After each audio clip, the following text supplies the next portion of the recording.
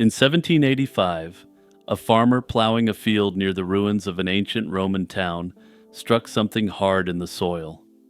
He unearthed a heavy gold ring, an artifact that's now nearly 1,600 years old, and unwittingly stepped into a mystery that spans millennia. This was no ordinary lost ring. It was the Ring of Silvianus, an object entangled with an ancient curse. In the decades to follow, historians would connect this ring to a Roman curse tablet that demanded divine vengeance on the thief responsible for taking the ring. The Ring of Silvianus is a Roman gold ring dating to around the 4th or 5th century AD. It's an unusually large ring, so hefty that it may have been designed to be worn over a glove. The design is striking. The ring's band has 10 facets and carries a Latin inscription, and it's topped with a square face engraved with a figure of the goddess Venus. And if there was any doubt as to who was being depicted on it, the ring literally says Venus engraved into the face. This means it likely functioned as a signet ring, used to stamp a seal in wax. When pressed, the word and the face would appear in the seal. More curious is the inscription on the band. It reads, Seniciane vivas in Deo, or it should read that, except the engraver seems to have botched it slightly by doubling an I and possibly leaving off the final O. The intended message is, Senicianus, live in God, a phrase typical of Roman Christian piety.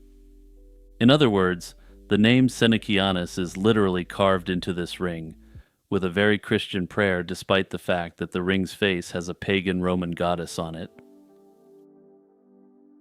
This mix of symbolism, a pagan deity on one side and a Christian blessing on the other, reflects a transitional time in Roman Britain. During this period, old beliefs and the new Christian faith coexisted and sometimes mingled in ways that are generally confusing to the modern mind. However, as you're about to see, this may not have been an example of religious syncretism, but rather the tale of a theft that spans back to antiquity. When the farmer found the ring in a field near Silchester, he probably had little idea of its significance. The year was 1785, and Britain was just beginning to appreciate the historical riches beneath its soil. The ring's large size and mysterious inscriptions must have caused a stir. By January 1786, the artifact was presented to the Society of Antiquaries in London by a local nobleman, Lord Arden. Soon after, the ring vanished from public view for many decades, not lost but tucked away in a private collection. It eventually made its way into the possession of the Shute family, prominent antiquarians who owned a Tudor manor called the Vine. Exactly how the ring ended up with the Shute family remains a bit of a mystery. It's presumed that the farmer or Lord Arden sold or gifted it to them, given the Shute's known interest in historical curiosities. By the late 19th century, the ring was safely kept in the Vine's library, largely forgotten by the outside world. It might have stayed an obscure family heirloom had it not been for a remarkable discovery made about 80 miles away. This is a discovery that would link this ring to an ancient curse and catapult it into archaeological legend. In the early 19th century, a peculiar tablet surfaced at the ruins of a Roman temple in Lydney, Gloucestershire.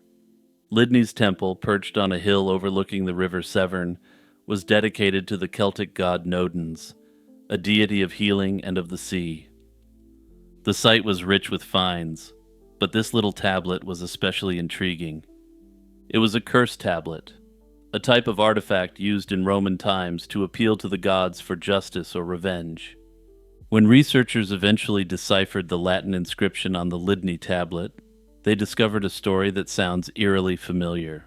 Quote, For the god Nodens, Silvianus has lost a ring and has donated half its worth to Nodens. Among those named Senicianus, permit no health until the ring is returned to the temple of Nodens. Here was a man, Silvianus, beseeching a god to curse whoever stole his ring, even calling out the suspected thief by name, Senecianus. The text even notes Silvianus's promise to give half the ring's value to the deity if the culprit is brought to justice. In a dramatic flourish, someone later scratched the word redivivus, renewed, at the top of the tablet, as if refreshing the curse so it wouldn't fade with time. Imagine the anger and desperation behind that act. Silvianus clearly really wanted his ring back, or at least revenge. For years, this curse tablet sat as a curious piece of local lore. It wasn't until 1888 that the connection between the curse and the ring was publicly suggested. That year, Challoner Shute, the owner of the Vine, published a history of his estate and included both the gold ring and the curse inscription in his book. Shute speculated about the dealings of Silvianus and Senecianus, essentially proposing that the very ring in his possession was the one mentioned in the Lydney curse. The coincidence was hard to ignore. The rare name Senecianus appeared both on the ring and in the curse. If Shute was right, the farmer's field in Silchester had yielded the actual stolen ring that Silvianus cursed well over 1,000 years ago. It was a historian's eureka moment, connecting two artifacts that had been separated by time and distance. Linking the ring to the curse raises as many questions as it answers. For starters, if this ring of Silvianus in the Vine is indeed Silvianus's stolen property, why does it bear Senecianus's name and not Silvianus's? One theory is that Senecianus, after stealing the ring, had the gall to engrave his own name and a dedication to God on it. This was perhaps attempting to protect himself from Silvianus's curse by invoking the Christian deity. In a world where many still worship Jupiter and Venus, writing "Live in God" on the ring could have been a way of saying that the ring was under the protection of the new god of Rome. If true, it's a bold and ironic move by a thief, using a prayer as a shield against a curse. Another puzzle is the distance. The ring was found near Silchester in Hampshire, but the curse tablet was at Lydney in Gloucestershire, roughly 80 miles apart. Travel was certainly possible in Roman Britain, but it begs the question, did Senecianus flee with the ring across the country? Or could it be that Silvianus and Senecianus were actually locals around Silchester, and Silvianus traveled to Lydney's temple on a pilgrimage to place the curse? Notably, archaeologists found that Lydney's temple complex included a dormitory for pilgrims. This raises the potential scenario that Silvianus lost his ring while he was sleeping at the temple and someone swiped it. In that case, Senecianus might have been another visitor who snatched the ring and made for Silchester. If the thief thought he could escape the eye of a local god by putting miles between him and the temple, he underestimated Silvianus's determination. The curse was essentially a wanted poster to the gods that could follow a culprit anywhere. Crucially, we don't actually know if the ring found in Silchester is the one from the Lydney curse, but the evidence is compelling. The name Senecianus is uncommon. Finding it on both the ring and the tablet is likely more than chance. Still, some scholars urge caution, and there's no absolute proof linking the two items, and many scholars view the whole thing as a very unlikely coincidence and nothing more. But even so, the link is essentially irresistible for anyone who likes to tell a good story, and historians enjoy a good story more than the average person. As if ancient mysteries weren't enough, the ring of Silvianus has also woven itself into modern legend thanks to a possible connection with Tolkien. In 1929, the archaeologist Sir Mortimer Wheeler was excavating the Lydney Temple site and researching the curse of Silvianus. Recognizing that the strange name Nodens might have linguistic significance, Wheeler sought the help of Tolkien, who at the time was a professor of Anglo-Saxon at Oxford. Tolkien took on the task of investigating the name of this obscure deity. In the course of their discussions, Wheeler almost certainly mentioned the curious tale of the cursed ring that had turned up at the Vine. Tolkien, a scholar of myths and languages, and someone who you could say was a fan of world building, would have been captivated by this real-life saga. To foreshadow where I'm going next with this, you've got the story of a stolen ring with a bizarre inscription, a curse, and divine forces competing for this one ring. Now here's where history and literary legend start to intertwine. Just a few years after Tolkien's involvement with the Silvianus case, he began writing The Hobbit, published in 1937, in which a certain magical ring plays a crucial part. That ring, of course, evolved into the One Ring at the heart of The Lord of the Rings.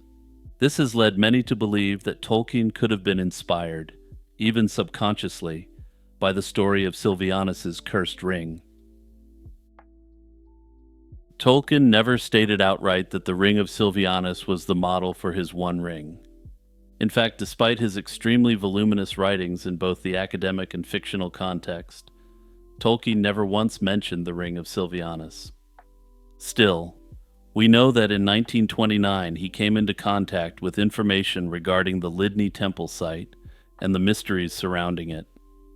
While there's no doubt that it wasn't directly stated as an inspiration for the One Ring, it's not hard to see how this story may have served as an unconscious influence on the concept.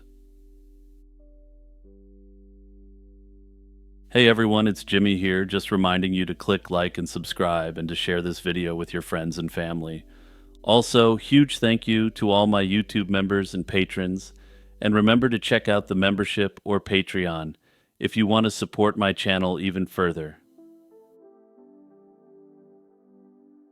In recent years, archaeologists have unearthed more than 80 Roman-era skeletons at Driffield Terrace in York in northern England.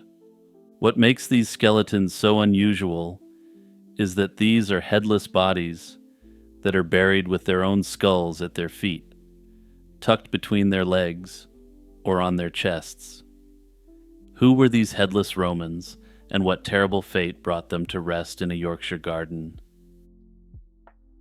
The story begins in the early 2000s, when routine excavations in the suburban gardens of Driffield Terrace in York uncovered something chilling. Initially, around 30 decapitated skeletons were found, kicking off an intense archaeological investigation. As excavations expanded over the next few years, the number of skeletons grew to more than 80 individuals. These burials date to the 2nd and 3rd centuries AD, when York, known to the Romans as Iberacum, was a bustling military city and the empire's northern provincial capital. The graveyard lies on what would have been the outskirts of the Roman city, near a main road leading out, which was a typical location for cemeteries. Yet nothing about this cemetery was typical, and the decapitations set it apart as a gruesome mystery. All the evidence pointed to a very specific demographic. The skeletons belonged entirely to males, and none were elderly. Many of the men were taller and appeared to have likely been more muscular than the average person in Roman Britain. Their remains show a life of hardship and violence. Old healed injuries scarred some of the bones, alongside fresh wounds received around the time of death. All these men met a bloody end, and for many, their cause of death was literally losing their heads. The other decapitations were done shortly after death, with one clean sword stroke in many cases, neatly between neck vertebrae, and sometimes followed by an extra blow. Strikingly, their severed heads weren't lost or discarded. They were carefully buried with the bodies, often placed down by the legs or even positioned on the chest of the corpse. This burial practice is highly unusual and immediately raised questions about why these people were decapitated at death. Adding to the puzzle, the burials showed signs of respect and ritual, not haste or humiliation. Despite the grisly manner of death, Many of the men were interred with honors. In some graves, large cuts of beef, pork, or even horse were placed with the deceased, suggesting a lavish send-off rather than a dumping of executed prisoners. Such care is at odds with the brutal way these individuals died. If they were merely criminals or war captives, why give them proper burials complete with food for the next world? The site gave mixed messages: violence and respect, punishment and honor all in one place. It was clear these headless Romans were no ordinary victims. To crack the case of the headless Romans, researchers turned into forensic detectives, scrutinizing every skeletal clue. The bones spoke volumes about who these men might have been. For one, their physical condition hinted at rigorous active lives. Many skeletons had robust muscle attachments, especially on the right arm. In some cases, the right arm bones were noticeably stronger or larger than the left, an asymmetry that suggests intensive training with one arm. These developments were much like professional gladiators or soldiers, who would develop asymmetries by repeatedly wielding a sword or spear in one hand. This was the first hint that these men could have been combatants by trade. Several of the skeletons also bore the marks of violent encounters beyond just their decapitations. One skeleton, incredibly, even preserved what looks like the bite mark of a large carnivorous animal on the bone. Experts identified it as likely a lion's bite, an exotic injury no person would get from any normal mishap in Britain. It's certainly hard to imagine a man in Roman York being mauled by a lion while simply walking down the street. Such a wound strongly implies this individual crossed paths with wild beasts in an arena setting, the kind of encounter one would expect for a gladiator facing animals for sport. In another grave, archaeologists found an iron fetter still locked around the skeleton's leg bones, heavy leaden shackles on the ankles of a man who went to his death in chains. This detail suggests at least one of these unfortunate individuals was a prisoner at the time of death, perhaps forced into combat or executed while restrained. It's a stark reminder that some of the men may have been convicts or war captives destined for a violent spectacle. Taken together, the skeletal evidence paints a picture of men accustomed to combat and suffering. They were mostly in their prime adulthood, strong and battle-scarred. Many had lived through earlier violence, as seen in healed wounds, only to meet a ferocious end later. Interestingly, Roman texts do mention that in gladiatorial games, a defeated fighter might be dispatched with a final sword thrust or hammer blow to the head. The forensic examinations also noted that some skulls did show crushing damage consistent with a heavy blow, as if to finish off the victim. This gruesome detail aligns eerily well with known gladiator execution methods and started to nudge the investigators toward one possible explanation. Physical clues alone weren't enough to solve the mystery.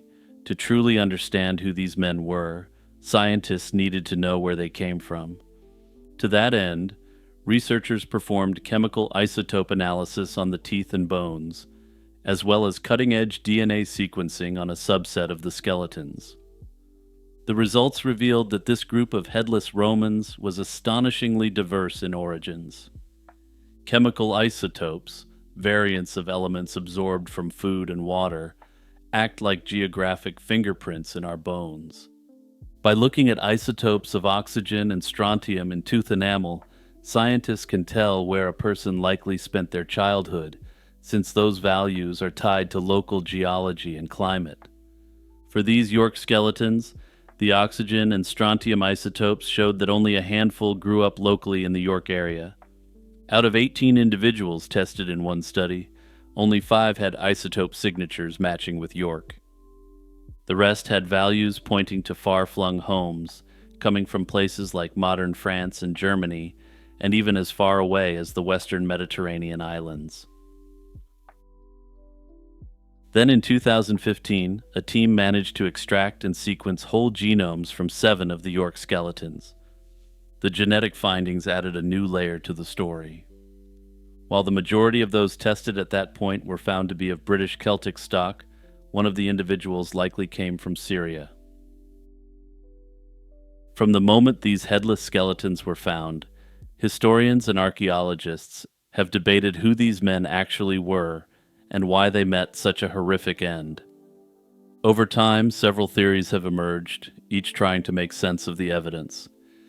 The 3 leading interpretations are that they were gladiators, soldiers, or executed criminals, and each theory has its merits and challenges.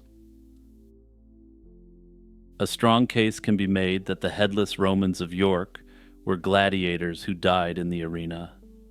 Nearly all the forensic clues seem to shout gladiator. The demographic profile is a match. Roman gladiators were typically young adult males in good physical shape.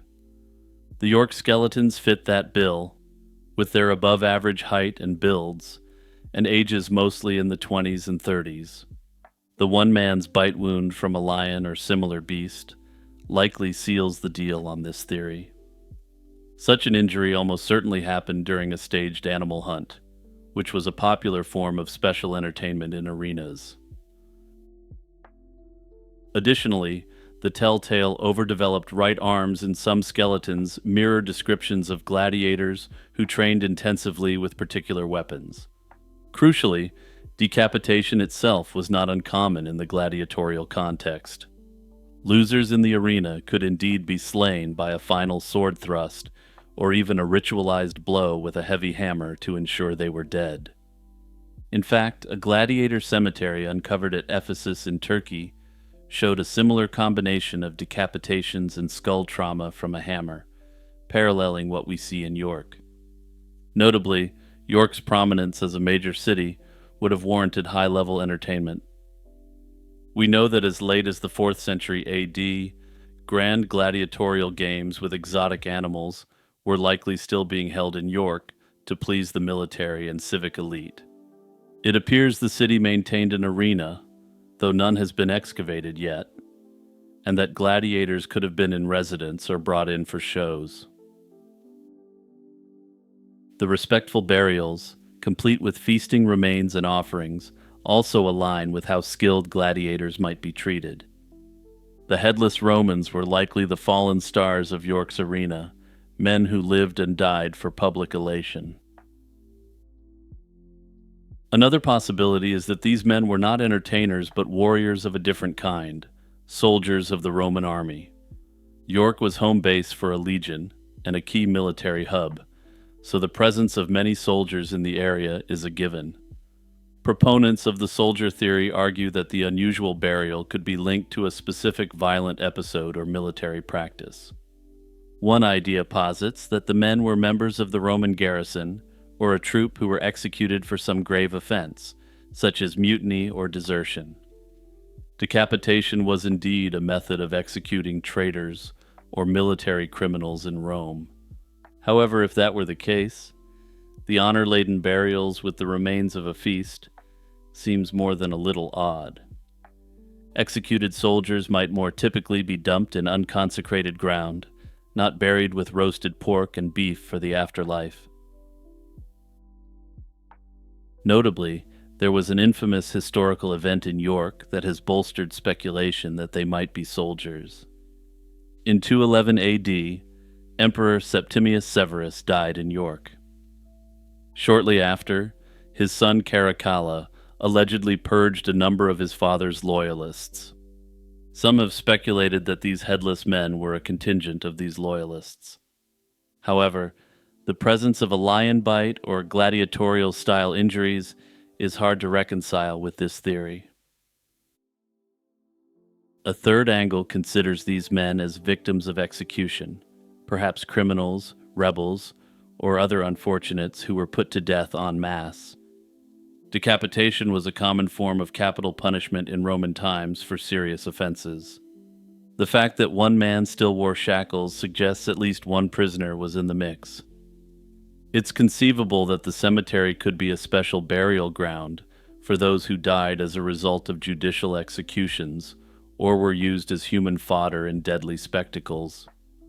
Under this theory, some of the headless bodies might have been damnati, people condemned to death who were killed in the arena as a form of public entertainment. Such individuals would overlap with the gladiator idea, except they weren't trained gladiators by profession.